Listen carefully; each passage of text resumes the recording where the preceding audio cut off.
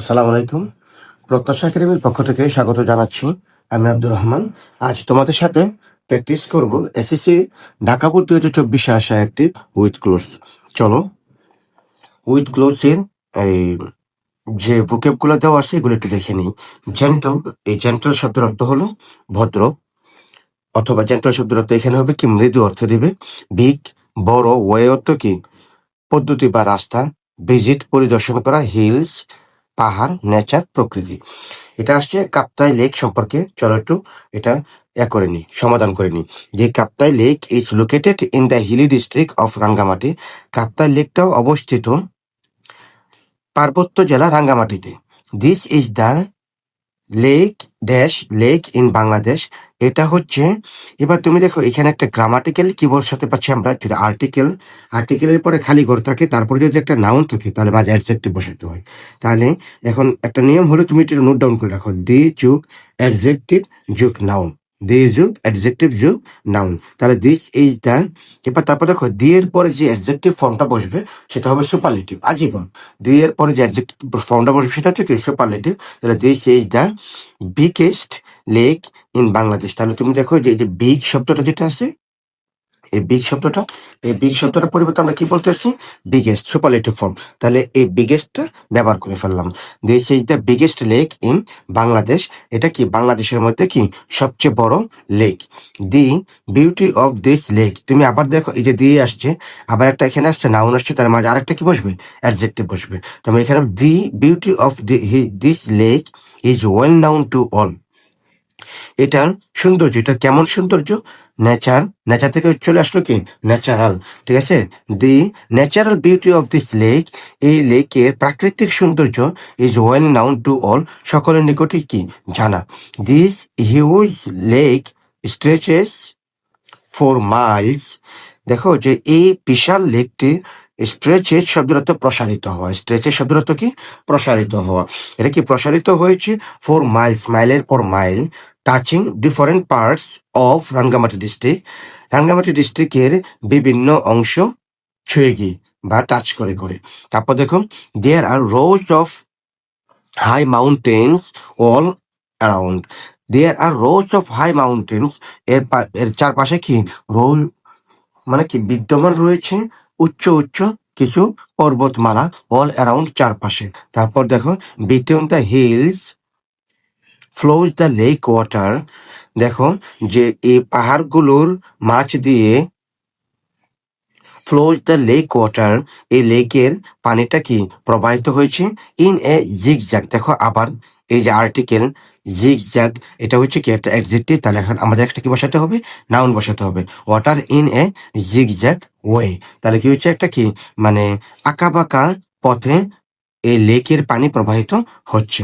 এবার দেখো দি bottoms of the hills, এই হিলের যে মানে বটম শব্দের অর্থ হলো যে তলা, গোড়া, যেটা ঠিক আছে, যে পাহাড়ের যে গোড়াগুলো আছে, তলাগুলো আছে, ঠিক আছে, বা পাহাড়ের যে মানে নিচের যে অংশগুলো আছে, এগুলা কি হচ্ছে আর সাবমার্জড ইন ওয়াটার, পানিতে কি ডুবন্ত অবস্থায় থাকে। When we look at them, যখন আমরা কি করি এগুলোর দিকে তাকাই, ফ্রম এ ডিস্টেন্স, একটু দূর থেকে, তখন কি হচ্ছে দেখো যে ইট সিমস দ্যাট, এটা মনে হচ্ছে যে, বা তখন মনে হয় যে দি হিলস আর ফ্লাটিং। এখানে কি বসাই দেবো আমরা, দি বসাই দেবো। এখানে কি বসাবো, দি।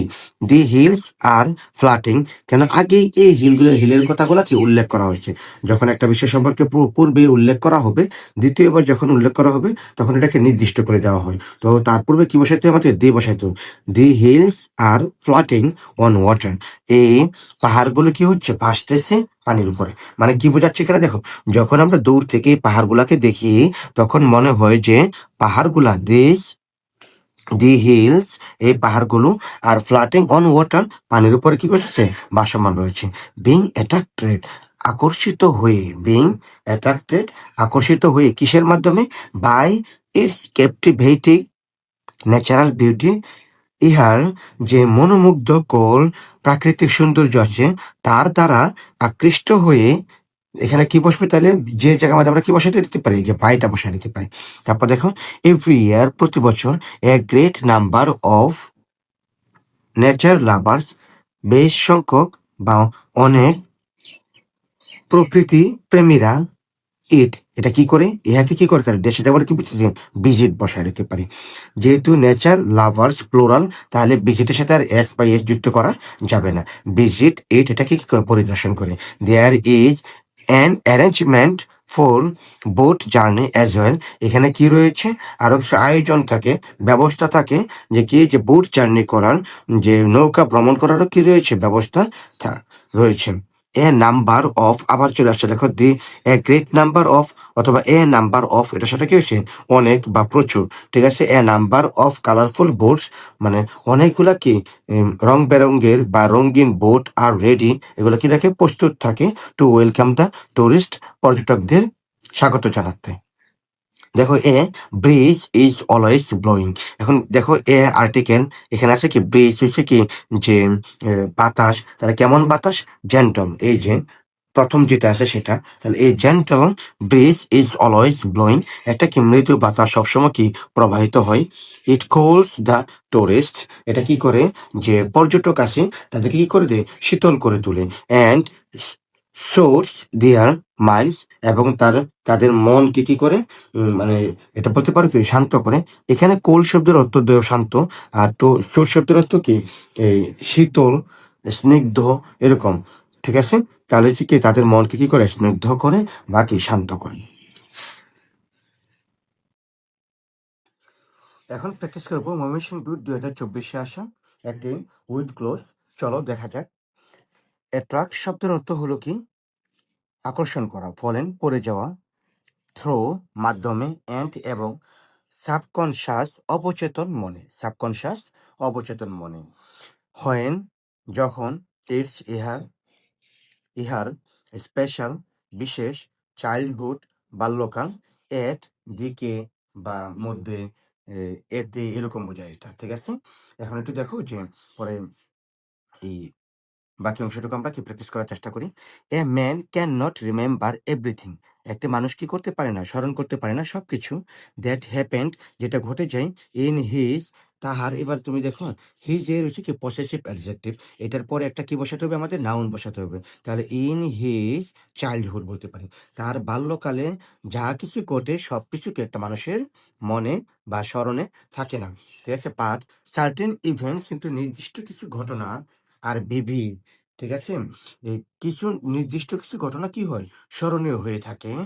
ইন হিজ, আবার তুমি দেখো যে হিজের পরে এবং মাইন্ড আসে, আর মাঝে খালি ঘর আসে। তাহলে কি করতে হচ্ছে আমাদের, দেখো, পসেসিভ অ্যাডজেক্টিভের পরে হিজ, একটা একটা অ্যাডজেক্টিভ বসাতে হবে।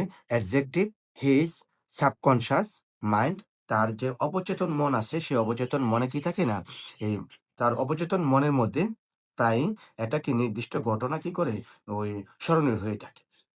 দে সামটাইমস পিপ, তারা প্রায় কি করে, পিপ শব্দের অর্থ হলো উকি মারা, ঠিক আছে।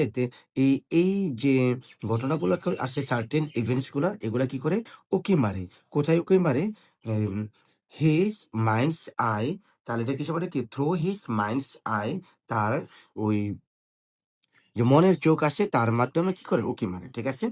ভেরি, এখানে বিভাগসমূহকে আমরা কি থ্রো বসাই দেবো। আচ্ছা, যে শব্দগুলো আমরা ব্যবহার করতেছি সেগুলো কি করি, আমরা কেটে দিতে পারি, তাহলে বাকিগুলো বের করাটা কি আমাদের সহজতর হয়। চাইল্ডহুড ব্যবহার করে ফেললাম, তারপরে সে দেখে সাবকনশাস ব্যবহার করে ফেললাম।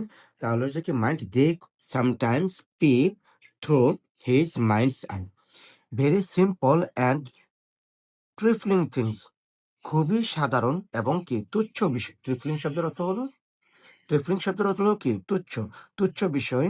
Are the centre of attraction to a child, তুমি দেখো অফ প্রিপোজিশনের পরে একটা নাউন বসবে, তাহলে কি হবে, centre of attraction to a child. অর্থটি দেখো, কিছু সাধারণ এবং তুচ্ছ বিষয় হয়ে ওঠে কি, বাচ্চাদের বা যারা চাইল্ড থাকে তাদের আকর্ষণের কেন্দ্রবিন্দু। তা আকর্ষণ ইংলিশ কি, অ্যাট্রাক্ট, আকর্ষণ করা, তার নাউন ফর্ম হচ্ছে কি, attraction. When a man gross up, যখন কি একজন ব্যক্তি বড় হয়ে ওঠে, হি মে লাফ এট, লাফের পরে এটা হচ্ছে দেখা যাচ্ছে কি আমাদের যে কিছু প্রিপোজিশন থাকে, অ্যাপ্রোপ্রিয়েট প্রিপোজিশন। আর জীবনে সবসময় কি লাফের পরে এট বসে, যে কি হাসে, লাভ এট হাসে, দোজ থিংস ওই জিনিসগুলো নিয়ে। তাহলে দেখো, যখন একটা মানুষকে বড় হয়ে পড়তেছে, বড় হয়ে যাচ্ছে, তখন তারা কি করতেছে, ওই যে ঘটনাগুলো আছে সেগুলো ঘটনাগুলো স্মরণ করে কি করে, হাসে। ফর এক্সাম্পল, যেমন একটা উদাহরণ রাখি, at the age of 6 or 7, যখন একটা বাচ্চাদের বয়স কি 6 থেকে 7 বছর থাকে, when children's tree start to fall, যখন বাচ্চাদের দাঁত পড়তে শুরু করে, they start looking for a red sole, তখন তারা কি করে, বাচ্চারা কি করে, খুঁজতে শুরু করে একটা কি ইঁদুরের গর্ত। ঠিক আছে? আচ্ছা, হোল শব্দ অর্থ কি, গর্ত। তারপর তুমি দেখো যে ইন ভিলেজেস, আচ্ছা এটা গ্রামে, তাহলে বিশেষ করে গ্রামে, তাহলে কি হচ্ছে, specially in villages, specially in villages, special শব্দটার মধ্যে হয়ে যাবে কি, স্পেশালি ব্যবহার করে ফেলো। ঠিক আছে? স্পেশালি ইন ভিলেজেস, বিশেষ করে কি, গ্রামে।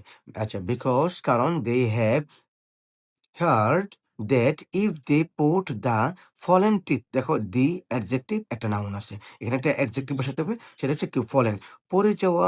তারা শুনেছে যে পড়ে যাওয়া দাঁত যদি রাখে, যদি তারা রাখে পড়ে যাওয়া দাঁতগুলো কোথায়, ইন এ রেড হোল, একটা কি ইঁদুরের গর্ত, গর্তে, the red will give them, তাহলে কি হবে, ইঁদুর কি করবে, তাদেরকে দিবে, অন অফ, দেখো ইটস ট্রিট, এটার নিজের একটা দাঁত কি তাকে দেবে। এই দেখো, এই শব্দটা কি ব্যবহার করলাম, ফলেন শব্দটাও কি ব্যবহার করে ফেললাম। তারপর দেখো বিলিভিং ডেট, এটা বিশ্বাস করে, দে ফাইন্ড আউট, তারা কি করে, খুঁজে বের করে, রেডস হোল, একটা কি ইঁদুরের গর্ত, and poor the fallen tooth inside ইট, এবং কি করে, যে এই যে পড়ে যাওয়া দাঁতটা আছে সেটা কি করে এটার ভিতরে কি রেখে দেয়। আচ্ছা, দিস ইনসিডেন্ট মেক্স দেম লাভ, আর এই ঘটনাটা কি করে তাদেরকে হাসায়, হোয়েন দে গ্রো আপ, যখন তারা কি বড় হয়ে যায়। আশা করি এটার অর্থ, অনুবাদটা এবং কখন কোনটার মধ্যে কেন কেন এই শব্দগুলো ব্যবহার করা হয়েছে এটা বুঝতে পারছো।